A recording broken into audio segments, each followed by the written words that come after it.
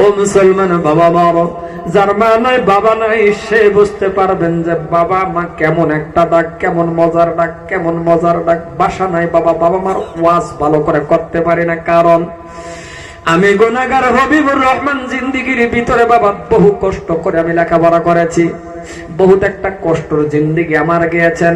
আমি যে প্রথম বসে বলছিলাম যে মার দোয়ার বরকত আমি কথা বলতেছি বাবা, কিন্তু বাবার দোয়া তো আমি পাই নাই রে বন্ধু।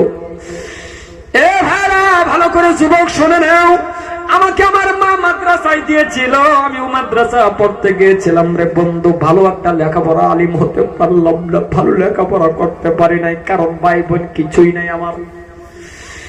ও যুবক তোমার ভাই আছে, আমার তাও নাই। ও যুবক তোমার বোন আছে, তাও আমার নাই। চাচা থাকে, সেটাও আমার নাই। শুধু একটা মা জননীর দোয়ার বরকতে আমি হবিবুর রহমান লেখাপড়া করছি। কে আমারে টাকা দিবে রে, কে আমারে সহায় করবে রে বন্ধু? 3 মাস বয়সের সময় আমার বাবা মারা যায়।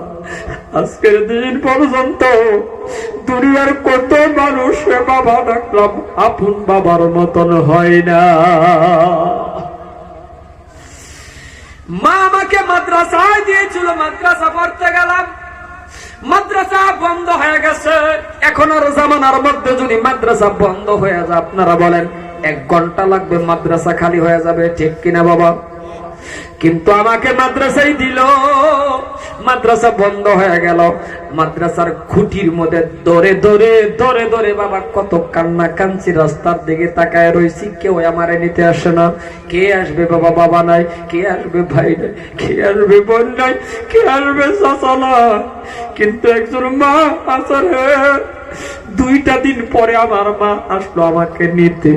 আমি আমার মা জননীকে দেখে এমন করে জড়ায়া ধরে বললাম, কাঁদছি আর বলছি, মা আমি পড়ব না। আর 2 দিন হয়ে গেল মা, আপনি আমার নিতে আসেন না, এত দেরি কেন করলেন? সব ছেলেরা চলে যাইতে চায়।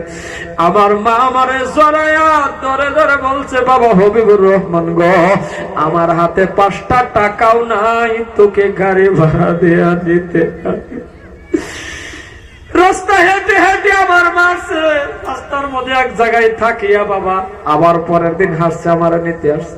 মানুষের ঘরে কাজ করে করে আমার মা আমাকে লেখাপড়া করাইছে বাবা। এই জন্যই বাবা আমার ওয়াজ আমি করতে পারি না। আমার মার নিয়ে আমি কাবা কর্তব করছি বাবা, ওই টাইমে আমি এত কান্না কাঁদছি। আজকে আপনাদের দোয়া মানকাসার, ধুবড়ী, মেঘালয়, কলকাতা, ত্রিপুরা, ডিমাপুর পর্যন্ত বাংলাদেশ থেকে নিয়ে যত মানুষ, আল্লাহ পাক রব্বুল আলামিন আমাকে ইনশাআল্লাহ দাওয়াত দিয়ে আমি বক্তব্য দেই। কিন্তু ভাইজান রে, মা জোরে যখন কল করে, বাবা হবিবুর রহমান জায়গা পাইছো, কেমন আছো, ভালো আছো, কিন্তু অন্তরটা ফেটে যা। যদি বাবা থাকতো রে, একবার হলে একটা ডাক দিয়ে বলতো, ও হবিবুর রহমান কেমন আছো রে বাবা। এই জন্যই বলে যাবে মা নাই বাবা নাই, সে বুঝতে পারবেন বাবা মা কেমন দামি জিনিস।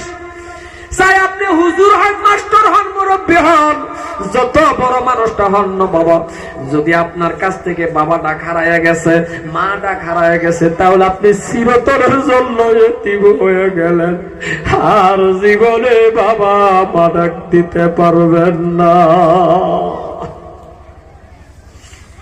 হ্যাঁ আমার, এই জন্যই বলি যার মা আছে, যার বাবা আছে, বাবা মারে ভালোবাসো, মোহাব্বত করো, কারণ বাবা মার দোয়া বন্দুকের গুলির আগে কবল হয়ে যায়। আমি বললাম মা দোয়া করেন, আপনি দোয়া করেন, আমার মনটা চাই কাবা গর্তব করব। দোয়া করছে, আমি ওই বছর কাবা গর্তব করেছি। আমি বললাম মা দোয়া করেন, মাদ্রাসা বাড়াবো। মা দোয়া করছেন, বাবা 2টা মাদ্রাসার মহতামিম। বলছি মা দোয়া করেন, মানুষের সামনে কথা বলার ইচ্ছা হয়। মা দোয়া করছে, আপনাদের সামনে কথা বলতেছি। প্রত্যেকটা বস্তু মা বাবার দোয়ার বরকতে হয়। ঘুমের থেকে কোনো মানুষ উঠিয়া ফজরে নামাজ পড়ার পরে যদি আপনার মা বাবার চেহারার দিকে তাকায়া যদি ডাক দিতে পারেন মা, একটা কবুলিয়াত ওয়াজের সব আপনার আমল নামায় হয়ে যায়। আমি আপনাদের একটা পরামর্শ দেয়া যাচ্ছি, যার মা নাই বাবা নাই রে বাবা, এমন লোক আছে বাবা হারা, এমন লোক আছে মা হারা, আর এমন লোক আছে বাবা মা একেবারে কিছুই নাই। সর্বপ্রথমে মজলিসের ভিতরে একেবারে বাবা নাই, একেবারে মা নাই, এমন এমন লোক কে আছেন? একটু হাত তোলেন, হাত নামান। এইবার হাত তোলেন কার কার মা নাই। এবার হাত তোলেন এক কার কার বাবা নাই। আমি আপনাদের একটা পরামর্শ দেওয়া যায়, ছোট মানুষ বন্ধু, সবাই একটু কবরের পাশে যাইবেন। জুমার নামাজ পড়ে কিছু জানেন বা না জানেন, একটু কবরের পাশে যাইবেন রে বাবা। আমাকে নেওয়া লাগবে না, কোনো হুজুর নেওয়া লাগবে না, সময় যদি না থাকে, আর থাকলে হুজুরও নেবেন নাই, আপনি একা একা কবরে যান। কবরের পাশে যাইয়া সূরা ইখলাস যদি জানেন ইখলাস পড়েন, যেটাই জানেন ওটাই পরে দুটো হাত তুলে আল্লাহরে বলেন, আয় আল্লাহ তাআলা রব্বুল আলামিন, এমন একটা টাইমে বাবা মারে নিয়ে গেছো গো, হাতে টাকা ছিল না, পয়সা ছিল না, বালকটা খাওয়ার দিতে পারি না। আজকে গাড়ির মালিক বানাইছো, বিল্ডিং এর মালিক বানাইছো, কিন্তু আমার বাবা নাই, আমার মা নাই, আমার বাবা মা কবরে। দুটো হাত তুলে দোয়া করেন, আল্লাহ তুমি বলে শিখায়া দিছো, তুমি শিখায়া দিছো রে, সন্তান হয়ে যদি বাবা মার জন্য দোয়া করো, সেই দোয়া বলে 1 সেকেন্ডে কবুল করো। আল্লাহ আমি সন্তান হয়ে দোয়া করি, তুমি আমার বাবা মার কবরের ভিতরে শান্তি দাও। দেখবেন বাবা মার জন্য সন্তানে দোয়া করতে দেরি রে, আমার আল্লাহ দোয়া কবুল করতে দেরি করে না। আমি আর রামবার দিকে যাই না রে বাবা, আমার শারীরিক ভালো না, আর আমার বহুত দূরে প্রোগ্রাম, দিবাবুর বহুত দূরে প্রোগ্রাম, আমার যাওয়া লাগবে। তবে বাবারে আজকে কোনো কালেকশনের সভা নয়, কোনো কালেকশন নাই, এটা আনন্দ সভা, কারণ কালেকশন থাকলে বহুত লোক আসতেও চায় না। তবে আমি আপনাদের দোয়া করব, আমি আপনাদের একটা পরামর্শ দেয়া যাচ্ছি রে বন্ধু। এই জলসাটা যারা দিছে, যুবক ছেলেরা, প্রেসিডেন্ট, সেক্রেটারি, দনবরলে, কেশিয়ার সদস্য, ড্রাইভার, সন্তান যেটাই আছে, সবের জন্য আমাদের দোয়া করার দরকার আছে না নাই? সর্বশেষ একটা কথা বলি বাবা, আমার জন্য একটু দোয়া করবেন, কারণ আমি একজন এতিম মানুষ, একাই একটি সন্তান।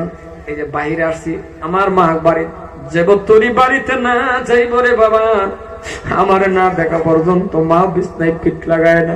কত বলি, কত বলা বলি, মা ঘুমান, মা বলে বাবা রে তোর রাও না শোনা পর্যন্ত, বাড়ি না আসা পর্যন্ত কেন যেন আমার বিছনায় পিঠ লাগে না। তাহাজ্জুদের নামাজ পড়ে পড়ে আমার জন্য দোয়া করে, এমন আদরের মা আমার জন্য দোয়া করে।